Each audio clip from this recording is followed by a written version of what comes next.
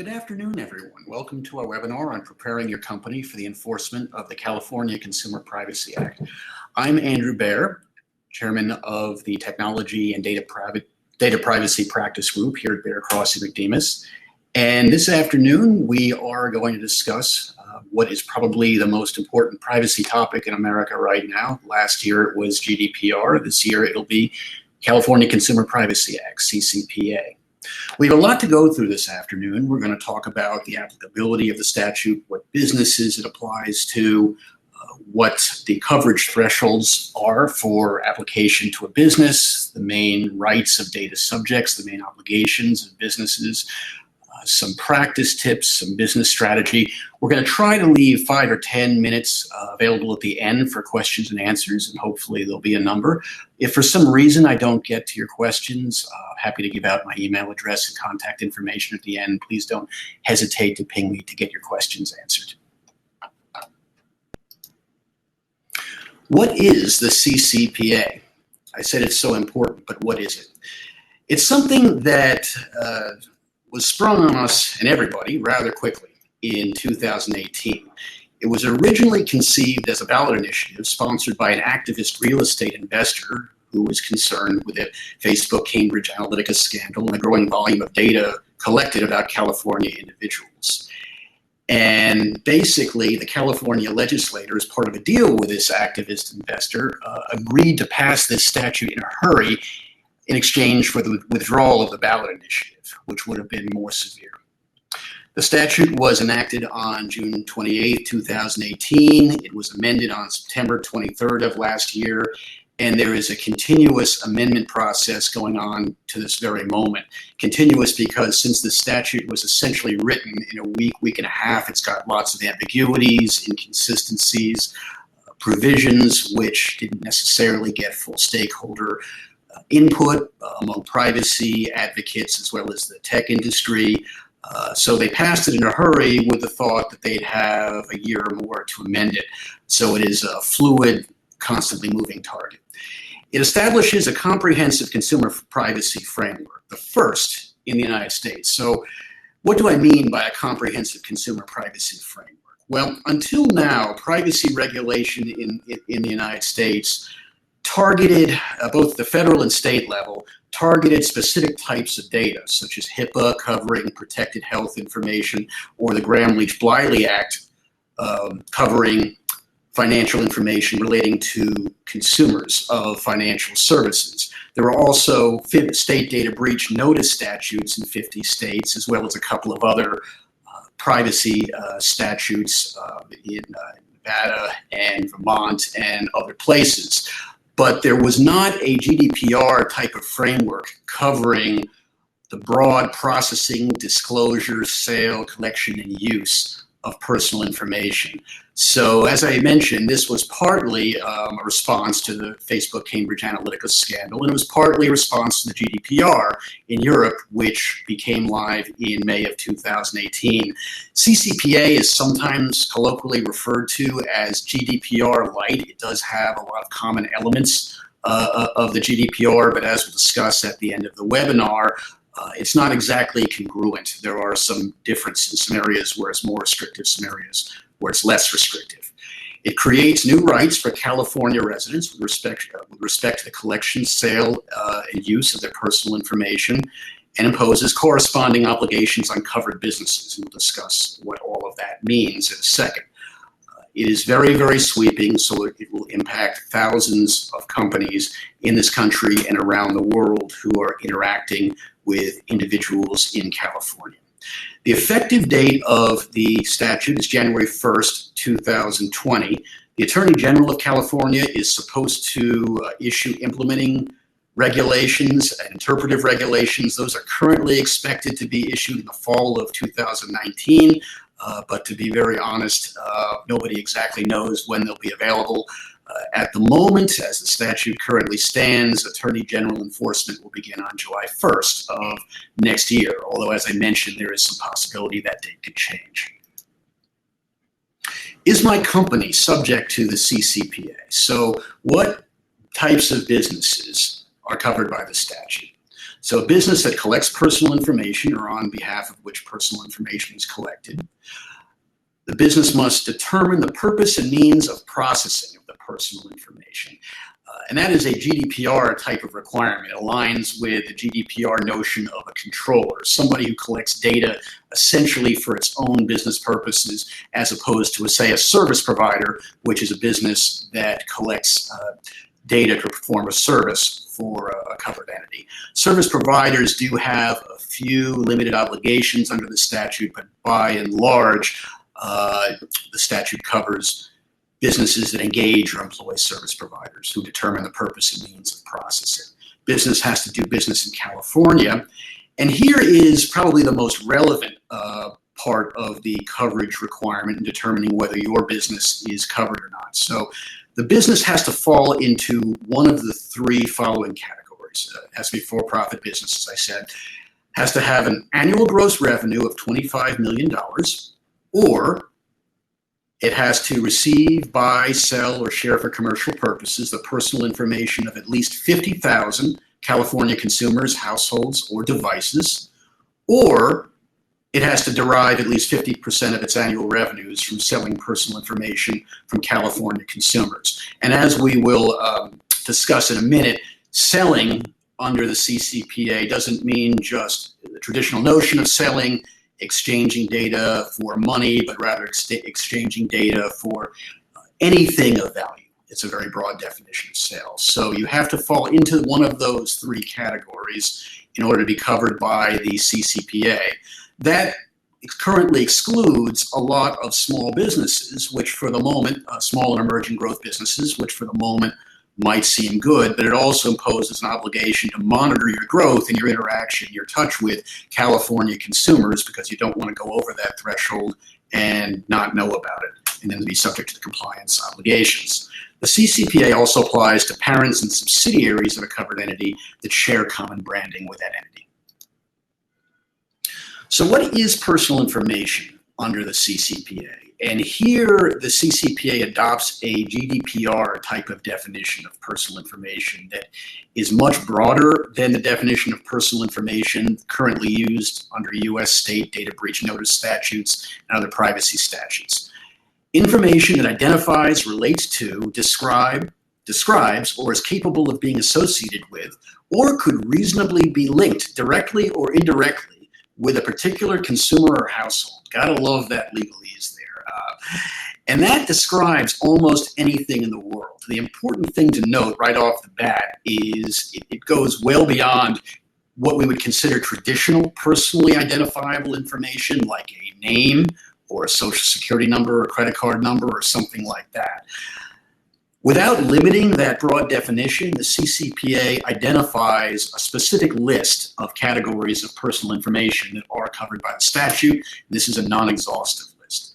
Identifiers such as real name, alias, postal address, social security number, driver's license number, passport number, IP address, online identifier, unique personal identifiers such as device identifiers, cookie identifiers, beacons, pixel tags, mobile ad identifiers, unique pseudonyms, user aliases, probabilistic identifiers, which are identifiers based on personal information, which to a degree of certainty of more probable than not identifies a consumer or device. And here we are talking about identifying a consumer, device, or household. So virtually anything that is capable of being identified with a person or household or device is personal information covered by the CCPA, including many of these technical identifiers which are used in the data broker and ad tech ecosystems. Here's an ongoing list of other identifiers which are also covered by the CCPA. Personal information categories listed in the California customer record statutes, such as signature, state ID card number, physical characteristics, a description, telephone number. You can get the additional categories in the slide. Protected classifications under California or federal law: race, national origin, religion, gender, sexual orientation, if capable of being identified to a person. Commercial information, products or services purchased or considered, personal property bought, other purchasing or consuming histories or tendencies, biometric information. And here you have a very, very long, extremely intricate list of biometric identifiers which are covered by the CCPA. So obvious things like DNA or images of the retina, that's pretty common, but also health or exercise data, sleep data, gait patterns, how you walk, voice recordings, that's pretty par for the course, vein patterns. So a lot of this stuff is ordinary information collected by a Fitbit or other health or fitness app or device, as well as pretty much any aspect of how you behave or how you look. It's important to note that this definition of biometric information goes beyond the definition of biometric information in Illinois' Biometric Information Privacy Act, BIPA. So it's very comprehensive and sweeping. Internet or other electronic network activity, browsing history, how you interact with a website or an app, geolocation data, audio, electronic, visual, thermal, olfactory, or similar information.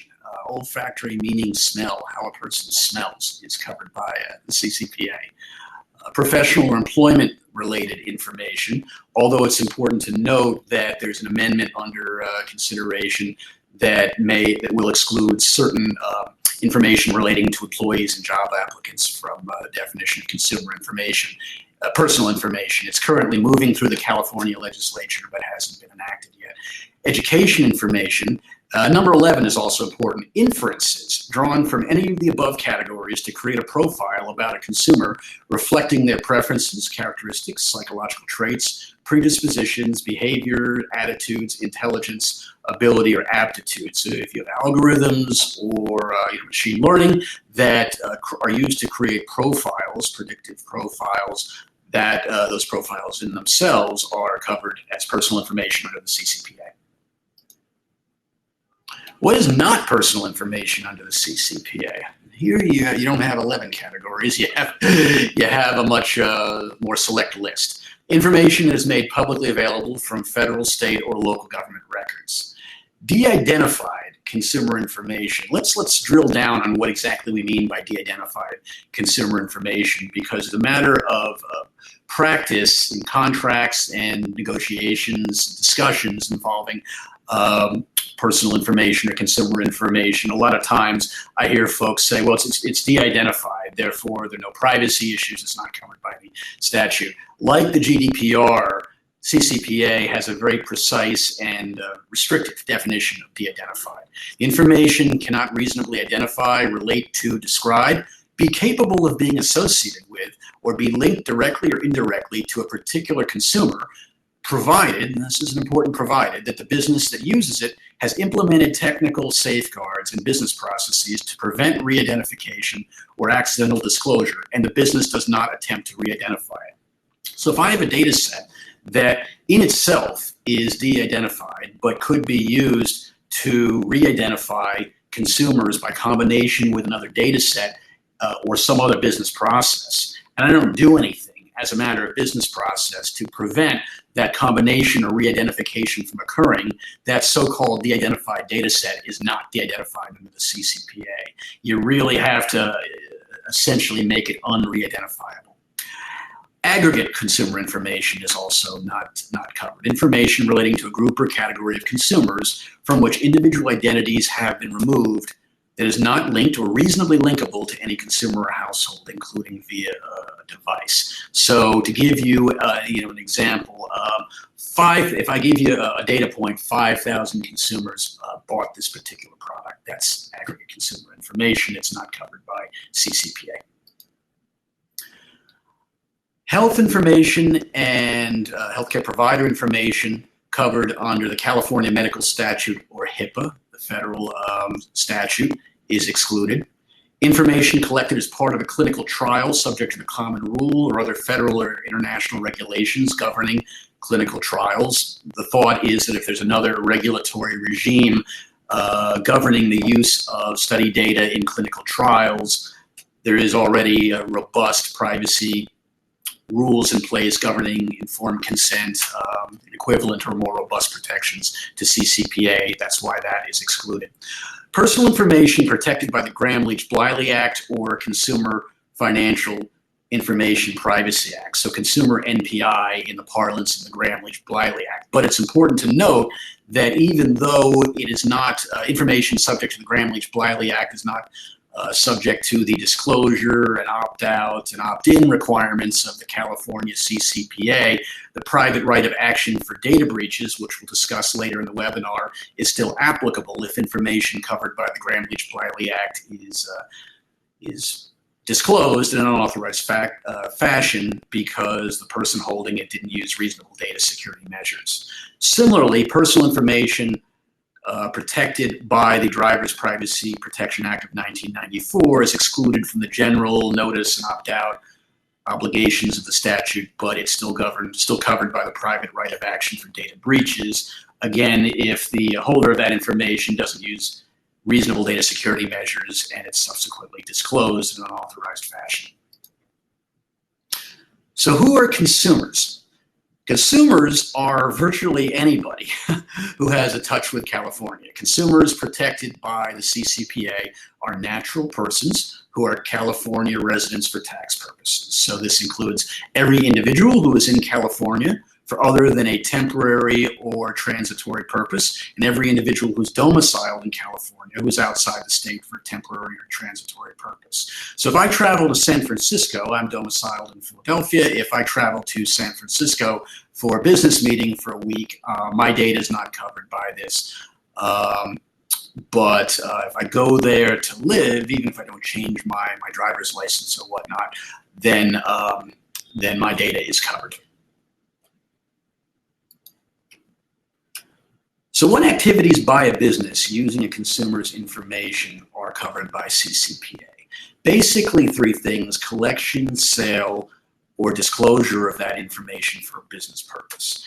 And we'll go through what each one of those activities entails. So collection of consumers' personal information means essentially what you would think it means, but again, it's a very, very broad and expansive definition. So it means receiving or accessing by any means. So it goes, collection of personal information goes beyond asking a consumer for his or her information and then giving it to you. If you perceive or observe that information or somehow otherwise obtain it, either actively or passively, that's covered. Accessing information by any means is considered collection. So again, this goes beyond simply collecting information on a website.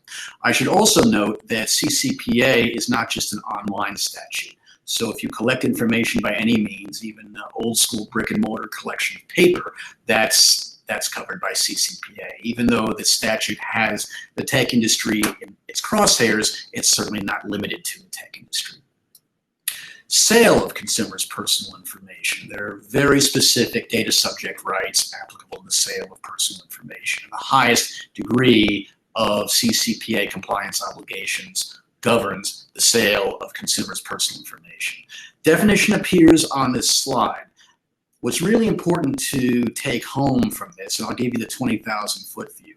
Think for a sale of any disclosure of personal information for any valuable consideration. So yes, if I give someone personal information and they give me money, that's certainly a sale. But if I get anything of value back in exchange for that personal information, that's also considered a sale. So if it's an exchange of data or something else from which I derive value, it's considered a sale, same as money. So non-cash transactions can be classified as sales.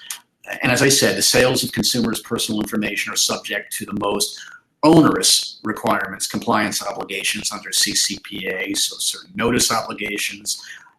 If you're a minor, you have a right to opt in of sales of your personal information, and for folks who are not minors, there's a right to opt out of sales of personal information. Disclosure for a business purpose.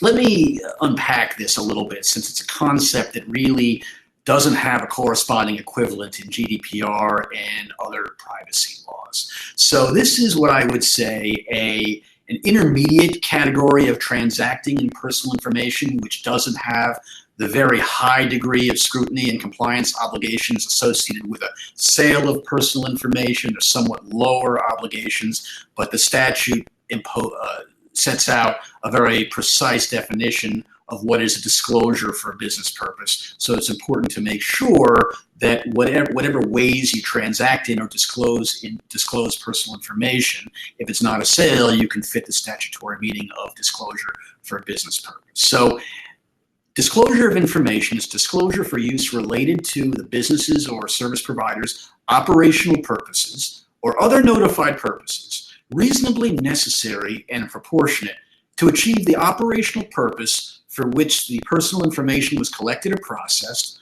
or another operational purpose compatible with the context in which the information was collected. Clear as mud, right? It'll be really interesting to see any regulations and court cases to unpack exactly what that means. But again, let me try to tackle it at a 20,000-foot level. It really tries to enshrine a concept that we've seen in FTC enforcement proceedings, as well as some strains from the GDPR, that where information is disclosed and used for something kind of like the reason for which it was collected, or a reason, some ancillary reason or purpose that the customer or the consumer might reasonably expect based on the context of their interaction with the covered entity, then that's probably okay. That's different from a sale of personal information, which is, basically a transaction where you're not doing something with the information that the customer doesn't reasonably expect. And as I said, this is, if you're scratching your heads over this, it's anything but precise. So we will hopefully get some more authority and guidance as to what exactly that means in the current year. The statute does provide a list of uses which it does categorize as disclosure for a business purpose. So disclosing to a service provider so that the service provider can perform services for you, like customer service or fulfilling orders. Obviously, if you're doing something, if you're engaging in a transaction that's been requested by the consumer or contemplated by the consumer, that's disclosure for business purpose. So, for example, if I share information with a web host hosting my website, or a cloud host hosting my SaaS application, that's a good example of disclosing for a business purpose. Disclosure to third parties for security reasons, analytics, advertising and marketing, all of that is disclosure for business purpose. Disclosure for the business purposes are not subject to the obligation to provide minors a right of opt-in, and they are not subject to the obligation to provide folks who are not minors a right to opt out of sales of personal data. So if you're disclosing for business purposes, you're not subject to the opt-in and opt-out rights associated with sales. You're also not subject to some of the disclosure obligations associated with sales, such as putting a do not sell link on your website, which we'll go to in a minute.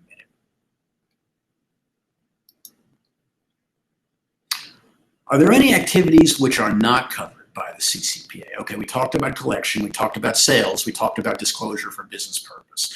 So here's a bullet point list of transactions the statute says are not covered by it. Some of them are obvious, like disclosing identifiers to a service provider to honor an opt-out request, or compliance with laws, defense of legal claims, that sort of thing. Transfer of personal information as part of a merger or acquisition transaction or bankruptcy transaction. So my company holds certain data as an asset of the company. I sell my assets to another company as part of an asset purchase transaction. The data gets transferred as an asset of the company. That is not a transaction governed by CCPA. However, it's important to note that is a transaction which does have potential FTC and GDPR obligations. So if an acquirer then uses the personal information or discloses the personal information acquired in the transaction in a way that is inconsistent with a privacy policy that was in effect at the time the information was collected from consumers, then there are potential FTC and GDPR issues, which is something important to know. What rights does the CCPA create for consumers? So there is a right to know, or essentially an information right with respect to how personal information is used, a right to access personal information, certain opt-out rights, certain opt-in rights, certain rights with respect to sales of personal information, and a right to equal service, otherwise known as a right of non-discrimination. We'll unpack each of these in the next 2 slides. So right to know. There's a general informational notice right and a specific informational notice right. This stuff it's important to drill down on because businesses are going to need to do data mapping, track what data they've used, collected relating to individuals devices and households in the last 12 months to be able to honor these data requests, these informational requests from potential data subjects. So under the right to know, there is a general notice right and a specific information right. So a consumer, California consumer, has a right to know at or before the point of collection what categories of personal information the business collected, disclosed, and sold in the preceding 12 months, and that will be dealt with in your privacy policy updates. There's also a specific information right, an individualized right, meaning the individual has a right to contact the business and say, give me this information, an individualized right to know what personal information a business has collected, sold, or disclosed about that consumer in the past 12 months, and what categories of third parties receive that information. So you have to be prepared for every California consumer you collect information from. If you're covered by CCPA, you have to be prepared to honor these informational requests and have a 12-month look back. A right to access, that's the consumer has a right to request a copy of the specific pieces of personal information that a business collected about them in the past 12 months. Again, there's a 12-month look back. A right to opt out, and I've referred to this so-called right to opt out several times in this presentation so far. So if you're a California consumer over 16 years of age, you have a right to direct a business not to sell your personal information. So you have a right to opt out of sales of personal information. And there's certain notice and opt-out rights associated with resales of personal information too, which we'll get to in a minute. There is an opt-in requirement for minors, consumers between 13 and 16. They have a right to opt in to authorize a business to sell their personal information. So you cannot sell a personal information of someone you know is a California consumer between 13 and 16 years of age unless they've affirmatively opted in. Right of deletion or erasure. This vaguely corresponds to the GDPR's so-called right to be forgotten. So you have a right to request the business delete and direct its service providers to delete any information the business holds about you, the California consumer. Now, as you might imagine, there are certain common sense exceptions to the rule. So if the information is necessary to complete a transaction or provide goods and services requested by a consumer, to perform a contract by a consumer, if you need to use and retain that information to give the consumer essentially what they've requested, then you don't have to delete it. You can retain the information, direct security incidents, debugging. A lot of the exceptions, by the way, in CCPA are around debugging. You can tell it's from California. Debugging seems to be very first and foremost in their minds. Exercise a legal right provided by law, comply with the CCPA, engage in research, engage in solely internal use, or comply with legal obligations. So there is a right to erasure, a right to deletion, but there is this whole laundry list of exceptions, including internal use. Right to equal service, and this is one of the many areas where the statute is really, really, really vague and ambiguous and occasionally contradicts itself. And through the amendments and the regulatory process in the coming year, hopefully we'll get some additional clarity. So, like the GDPR, the CCPA provides that a business may not discriminate against a consumer that exercises any of their rights under the CCPA. So I can't kick you off of Facebook because you exercise your privacy rights under CCPA, because you want some of your Facebook information deleted, or you ask Mark Zuckerberg, what information have you, sold about me in the last 12 months? There can't be these draconian, punitive actions in response to statutory rights to exercise. And again, there's a similar concept under GDPR, although it's somewhat worded differently. As with everything else under CCPA, there are exceptions. So the first is the reasonable relationship exception. So the covered business can impose a price, level, or quality difference if those actions reasonably or directly relate to the value of the consumer's data. And I should note, by the way, that the language that I've used on the slide to describe this exception is not exactly what the statute says.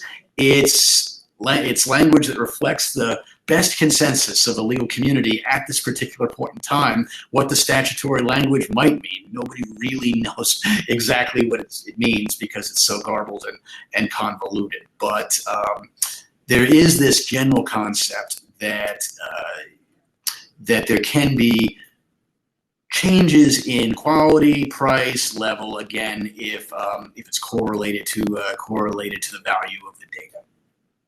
We think that means the value of the data to the covered business, but again, it's not absolutely clear. It might be the value of the cover of the data to consumer. Again, it's a best guess what this means. Hopefully, we'll get some additional clarity. There's also a financial incentives exception to enable consumers to enroll in financial incentive programs where they get stuff in exchange for exercising or not exercising some of their rights under the CCPA. But those incentives cannot be unjust, unreasonable, coercive, or usurious in nature.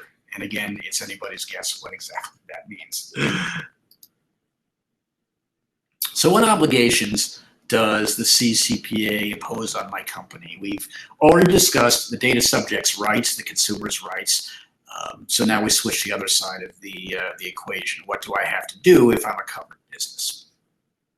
So you have to make certain required disclosures in an online privacy policy or in any California specific description of consumers' privacy rights. And you have to update this every 12 months.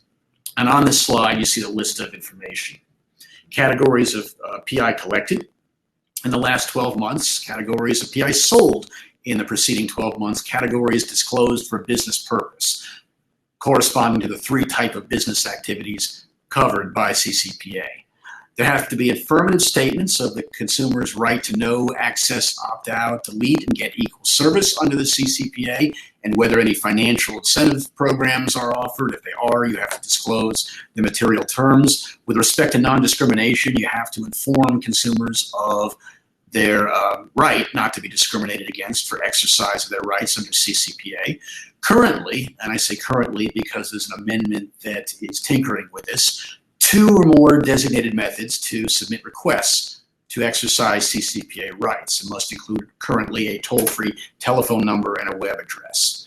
So those things that I mentioned previously involve updating your privacy policy and creating certain channels for consumers to exercise their rights under the CCPA. Here's something brand new, which doesn't appear in GDPR or the privacy statutes. In addition to whatever disclosures and methods of exercising consumer rights you provide in the privacy policy itself, you have to provide a separate link to a Do Not Sell My Personal Information website where consumers can opt out of the sale of their personal information. This link must also be included in a business's homepage or California-specific homepage. And you must be able to exercise this right not to have the covered business sell your personal information without being required to create an account to this business. So you will soon begin to see these do not sell links pop up on homepages all across the world. I mentioned there's a possibility for business to offer a financial incentive program regarding CCPA rights, and if it does, you have to disclose the material terms. You have to respond to verified consumer requests. So consumer has a right to request Naturally, the business has an obligation to respond. Generally, the business must respond within 45 days of the receipt of the request. That's potentially extendable for up to 90 days. You can't charge for requests to honor requests to exercise data subject rights under CCPA unless the requests are unfounded or accepted. A consumer has a right to make up to 2 requests a year. There's certain methods which a business may use to provide customer access to their data under the access right. As I mentioned, there is a right to be forgotten, a deletion obligation on the part of a business. The business must delete and direct third parties and service providers to delete any personal information collected about the consumer. Third parties are parties that a covered business might disclose personal information to who do not meet the narrow definition of service provider. We'll get more to them and why that's relevant in a minute.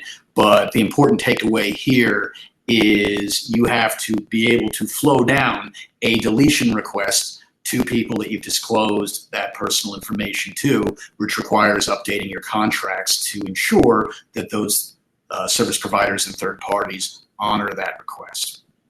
How do I verify a consumer request? Well, the CCPA defines a verifiable consumer request as a request made by a consumer on the consumer's behalf that the business can reasonably verify to be from a consumer that the business collected information about. Requests made through password-protected accounts are automatically deemed to be verified, but as I mentioned earlier, a business cannot require the creation of an account with that business in order for a data subject to honor their rights under CCPA. And the Attorney General will adopt implementing regulations further defining what a verifiable consumer request is. As some legal commentators have noted, there's an interesting paradox here. So the GDPR incentivizes the anonymization of information. GDPR just plainly says that if you anonymize information, it's no longer subject to any of the data subject rights under GDPR. While the GDPR has a very high standard of anonymization, it's clear what anonymization means. Here, you have these exclusions from CCPA for de-identified and aggregated data, but also the consumer has a right to make certain requests about how their data was disclosed and sold over the past 12 months under the information rights that we previously discussed. So in order to honor those information rights, there has to be a certain amount of identifiability or remaining identifiability. But in order to have a verified or verifiable consumer request, on the other hand, supposedly de-identified information isn't covered. So there's a contradiction here. There is almost a disincentive to de-identify information despite the statutory exclusion. Hopefully we'll get some resolution of this from the guidance adopted by the Attorney General. I mentioned the covered business has to honor opt-out requests. So you got to post the "Do Not Sell My Personal Information" link in a clear and conspicuous location on your homepage. It should also be included in the privacy policy. You have to honor a "Do Not Sell My Personal Information" request unless the consumer reauthorizes the sale of their personal information. You have to wait 12 months after they exercise their right to have you not sell their personal information. You have to wait 12 months before asking them to reauthorize. You can't just send an email with the next update or newsletter or whatever and say, hey, can I sell your personal information? We talked about the non-discrimination right. You cannot generally charge a different price or otherwise discriminate against consumers who exercise their rights under the CCPA, but there are certain exclusions tied to the value of a consumer's data, and hopefully we'll get more clarity on what that means in the next year and a half. I mentioned minors, just briefly to recap. If you're 13 to 16 years of age, you have a right not to have your information sold unless you affirmatively opt in. If the consumer is under 13 years of age, a parent or legal guardian has to affirmatively opt in. The prohibition applies when the business has actual knowledge of the minor's age. So you don't necessarily have to ask all your users, what's your age. However, it's important to note that willful disregard equals actual knowledge. You can't remain willfully blind. But at the same time, the good thing is that there's not a constructed standard where you are you deem to know that a user is a minor or a consumer is a minor. If there might be some things to tip you off, but it's not totally clear. There's not a constructed standard. So I mentioned there are two categories of third parties that the CCPA contemplates information might be disclosed to for a business purpose: service providers and third parties. And if you're not in one of these categories, then it's likely that the disclosure of information will be deemed to be a sale of personal information if there is valuable consideration returned to the covered entity. So let me tee up a little bit at a very high level why this is important, because it can get a little convoluted. So disclosures to service providers and third parties for a business purpose are not subject to some of the CCPA's more onerous obligations, like the do not sell requirement. Also, if you are disclosing to a service provider or a third party for a business purpose, and you include certain obligations in your contract, certain restrictions on what that service provider or third party can do with the personal information, then the statute provides a limitation of liability where, under most circumstances, the covered entity will not be liable for misconduct by the service provider or third party to which it disclosed information. So it's good to get that. It'll be good to get these provisions in your contracts, both so that you can avail yourself of the statutory limitation of liability, and so you can further establish that these disclosures are not sales subject to the opt-out and opt-in requirements. So service provider, we've basically defined it already. It processes information on behalf of a business. The personal information is disclosed to the service provider for a business purpose only. And we discussed what a business purpose was. And there's a written contract which prohibits the receiving entity from retaining, using, or disclosing the personal information for any purpose other than performing the services in the contract is otherwise permitted by a CCPA. So normally when you engage a service provider, as a best practice, as a lawyer, I'd recommend that this sort of thing be in the contract anyway. The service provider can process the data except to perform the services contemplated on in the contract, but it's especially important now if you're a covered entity dealing with California consumers to get this type of provision in your service provider contracts. Service providers, for the most part, don't have specific obligations under the CCPA. They have a couple limited obligations. Consumers cannot opt out of the transfer of their personal information to a service provider, so you're exempt from the opt-out requirement if this is a disclosure to a service provider for business purpose. Service providers must honor consumers' request to have their information deleted, and that's relayed by the covered entity. So third parties are other parties that may receive information, personal information for a business purpose, and again, pursuant to a written contract, it contains certain restrictions. Here, the contract has to contain a few more things. So in addition to the restrictions in the service provider contract, the contract has to prohibit the third party from retaining, using, or disclosing the personal information outside of the direct business relationship between the entity and the business. Again, clear as mud. That's in addition to the standard service provider contractual restrictions. The contract also has to certify that the recipient understands the restrictions that I just mentioned and will comply with them. I mean, as a contract lawyer, I kind of scoffed at this because, if there's a covenant, a representation, or a warranty in a contract that says thou shalt not do this, it's a binding legal obligation, assuming the contract is remotely well written. Do I really have to include this additional sentence saying that the third party certifies that they understand and will comply with this? Yes, that's what the CCPA says. This is a classic example of form over substance, magic language, which must be in third party contracts if you want to avail yourself of that wonderful limited liability under CCPA. Unlike a service provider, third parties can process the personal information for any purpose that the covered business notified the consumer about at the point of collection. So it's more than just performing services. It's anything the consumer was notified about in the privacy policy or the privacy notice. However, a third party cannot sell personal information bought from a business unless the consumer receives explicit notice and an opportunity to opt out of the sale. So all sales are subject to a notice and opt-out right.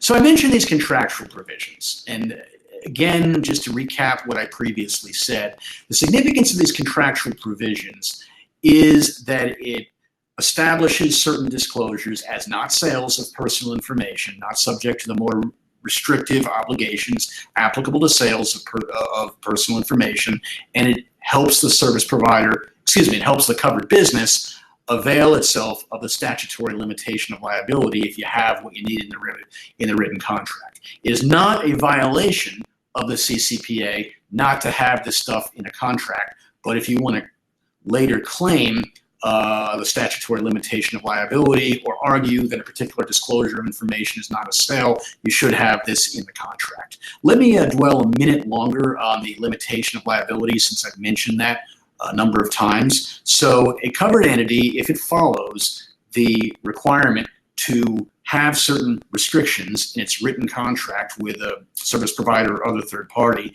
that covered business is not liable for service provider or third-party misconduct under the CCPA if the required language is used, contract language, and at the time of disclosure of the information to the third party, the business did not have actual knowledge or reason to believe of the intended violation. So if you're my service provider or other third-party disclosee, and I have the magic language in my written contract with you, and you didn't tell me at the time that you intend to violate the CCPA, or I don't just get the sense that you are completely negligent and have no ability to comply with the CCPA, I am not liable under the CCPA for your misconduct if I have that magic language in my contract. Now, that doesn't mean you're not theoretically liable under other statutes and regulatory regimes. So GDPR, for example, provides liability for service providers, and more plaintiff class action attorneys keep raising theories of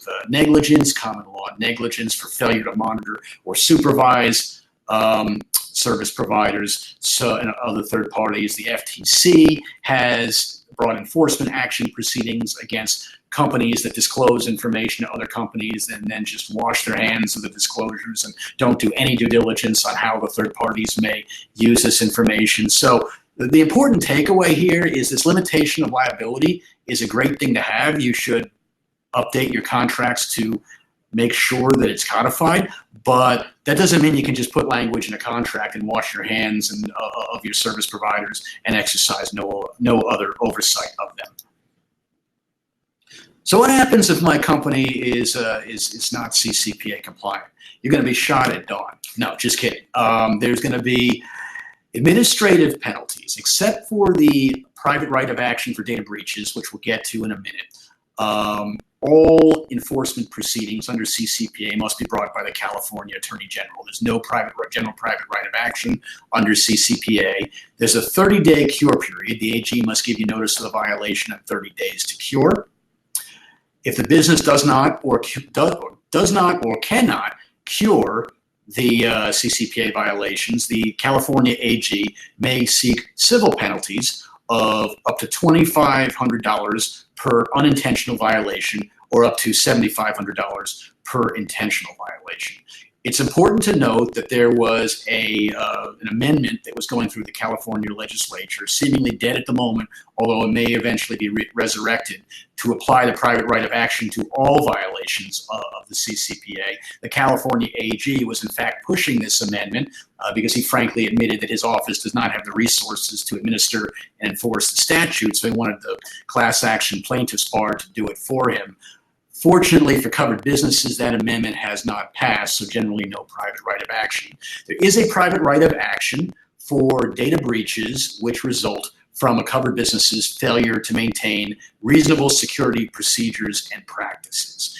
The important thing to note here with respect to the private right of action for data breach for failure to use reasonable security measures is it doesn't apply to unauthorized disclosure or access to that broad category of personal information, which is covered by CCPA. For the private right of action for data breach, the CCPA invokes the more traditional, narrow definition of personal information, like social security numbers, driver's license numbers, credit card information, et cetera, in combination with a first and last name or first initial and last name. So that is the traditional type of personal information which has been covered under state data breach notice statutes for the last 15 years. It's that type of information that has to be compromised in a data breach for a private plaintiff to be able to sue.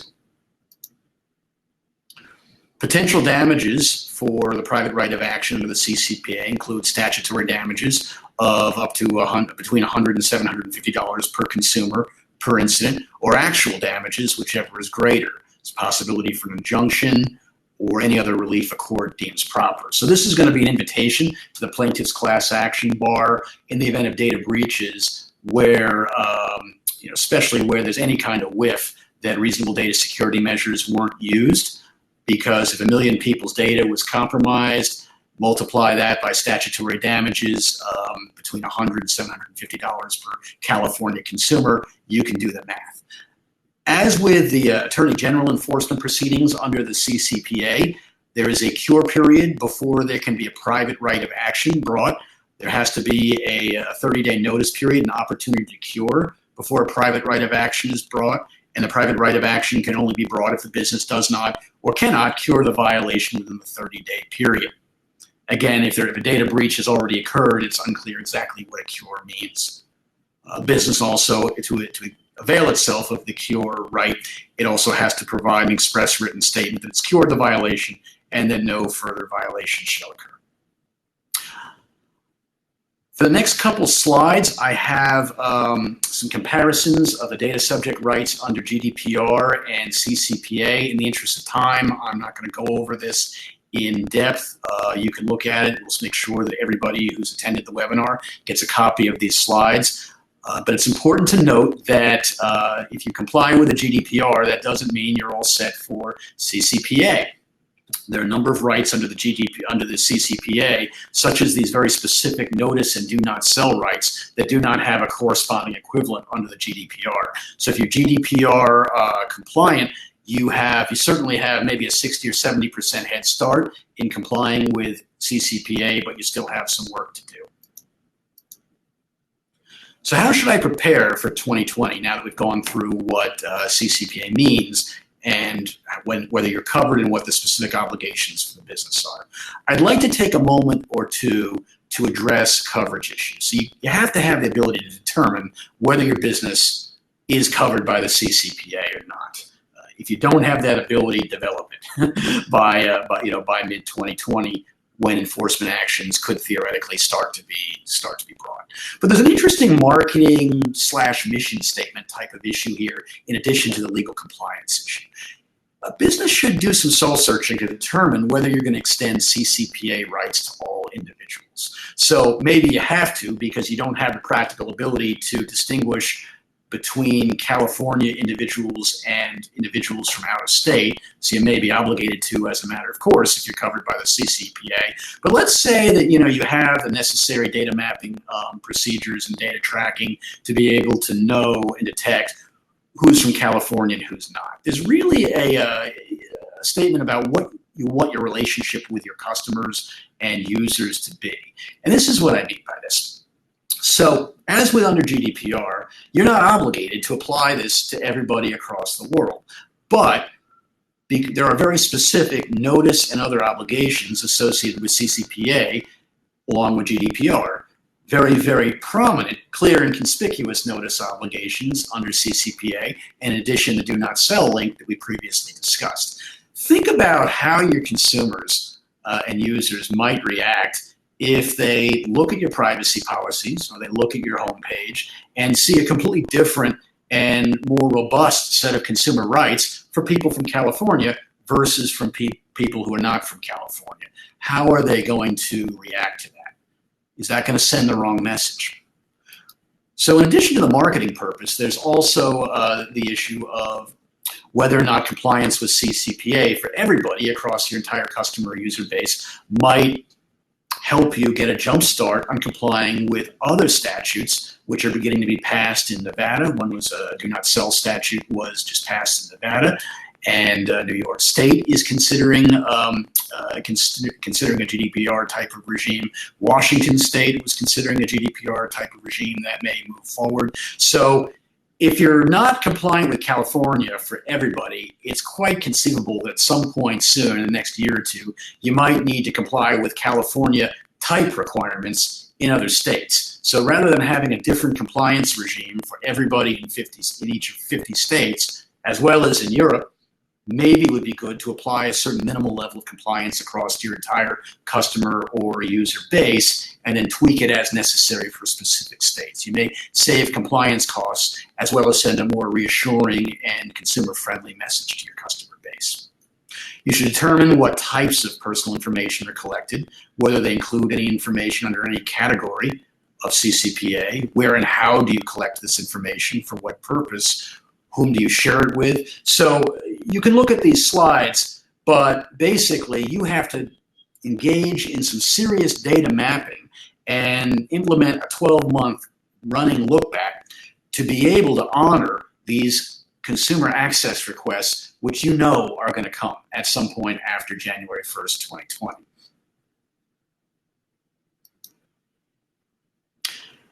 We talked about contractual provisions in contracts with service providers and other third parties, so you can avail yourself of rights under the CCPA. Obviously, there are going to be significant privacy policy updates needed by CCPA, so you should take a look at your privacy policy, implement a process to revise your privacy policy at least once every 12 months as required by CCPA. Looking at your privacy policy, by the way, at least once every 12 months is a best practice anyway to make sure that as your business changes, those changes flow through to your privacy policy. Obviously, you have to set up channels to honor consumer requests, to verify consumer requests. So in addition to, one thing to communicate here, and I remember saying this the same thing to clients and in webinars leading up to GDPR enforcement. There's sort of a sense out there like, hey, I can update my privacy policy, then I'm done.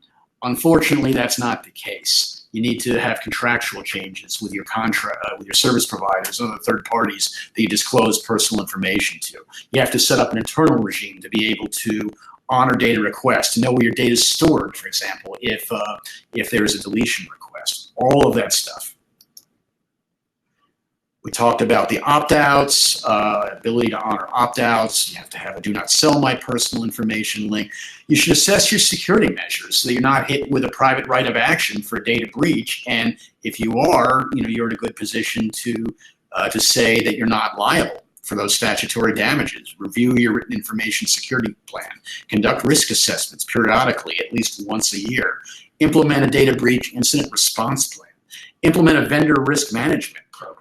Again, there are, even if you're not liable for your vendor under CCPA, believe me, if there's a massive data breach and your vendor is responsible, those plaintiffs' attorneys will certainly find some other way to try to get to you.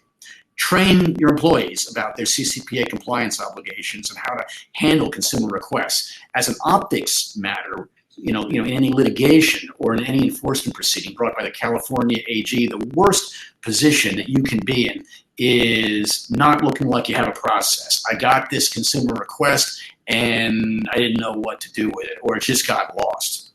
It fell between the cracks. You don't want to have that happen. Will the CCPA be amended? Yes, it already has been amended. And several other important amendments are sailing through the California legislature. They haven't been enacted yet, but some of these will likely be enacted soon. And I expect this thing to be amended right up to and after the moment of enforcement. So as I alluded to earlier, there's a bill that passed the California Assembly that excludes job applicants, employees, and contractors from the definition of California consumers. There are amendments, and they're all listed on these next two slides. Further defining the non-discrimination rights, to further incentivize consumers' voluntary participation in loyalty and rewards programs. Amending the definition of de-identified information so that it's not just information that's not linkable, but not at least reasonably linkable. Also, the definition of personal information, as currently in the CCPA, says the information, is personal if it's capable of being associated with a particular consumer or household. Anything is pure capable of being associated if I have a million guys working for me and an infinite amount of computing power. So, there's an amendment that proposes to change this definition to say it has to be reasonably capable of association with a particular consumer or household. Still not totally clear, but a little bit better. Further amendments fixing drafting errors, clarifying the definition of publicly available information. That one important amendment that I think is highly relevant to online businesses is in the last bullet point. So what if you're an online business that doesn't have a brick and mortar presence? So AB 1564 is an amendment under which the business can make available only one method only, an email address, by which consumers can make requests to exercise their data subject rights under CCPA. And it requires that other businesses that do have a brick and mortar presence make available either a toll-free telephone number or an email address and a physical address to submit requests. So more flexibility in how a business can allow a data subject to exercise their access rights. So we're about 1 minute over. I apologize for running over time. I'll spend 5 minutes or so on questions. If I don't get to any of your questions, feel free to email me at andrew@baercrossey.com to make sure your questions are answered. Does anybody have any questions?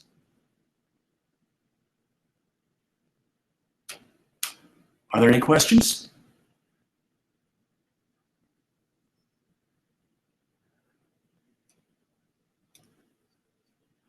There don't appear to be any questions. Well, hopefully you know everything you need to know about CCPA. But if you think about questions later on, again, my email address is andrew@baercrossey.com. Again, that's andrew@baercrossey.com. Thank you for attending, and happy to have you as an audience. I hope you found this at least somewhat informative. And please stay tuned for other webinar information in the future. Take care.